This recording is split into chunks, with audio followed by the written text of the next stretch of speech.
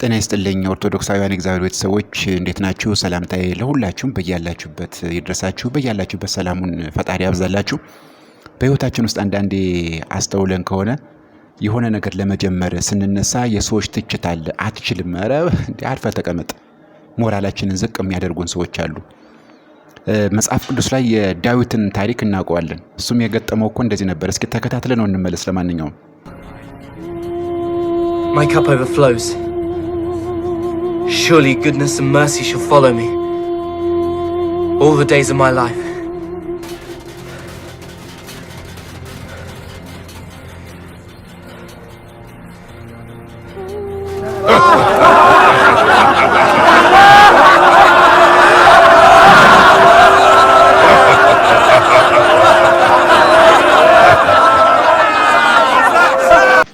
ሙከራ ስንጀምር ዳዊት ሞከረ። በቃ አምላኩን ተማምኖ ተነሳ። ይሄንም ማን ይገለዋለሁ አለ።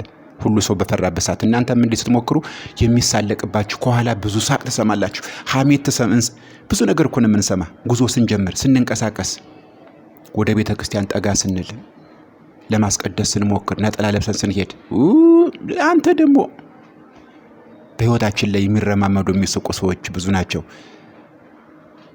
ዳዊት ግን እግዚአብሔርን አምላኩን ተማምኖ ተነስቶ ነበር። እኛስ እስኪ ታሪኩን እንጨርሰው።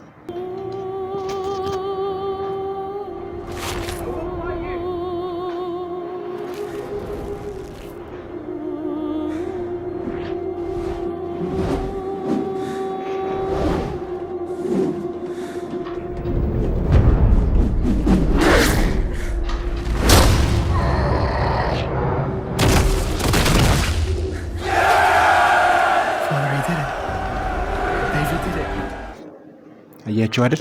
አደረኩት አለ ዳዊት። ዳዊት እንደዚህ ነበር። መሬት ላይ ግንባሩን ብሎ በአንድ ጠጠር ጣለው።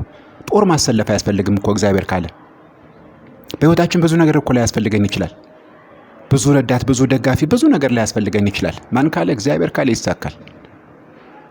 አንዳንዴ በብቸኝነት ውስጥ ያለን ሰው የለኝም ወገን የለኝም ብለን የምናስብ ሰዎች የዳዊት ትንትን ብዙ ያስተምረናል። ሰዎች ሊንቁን ይችላሉ። ሰዎች የኛን ብርታት ዋጋ ላይ ሰጡት ይችላሉ። ያንተን ዕውቀት ቦታ ላይ ሰጡት ይችላሉ።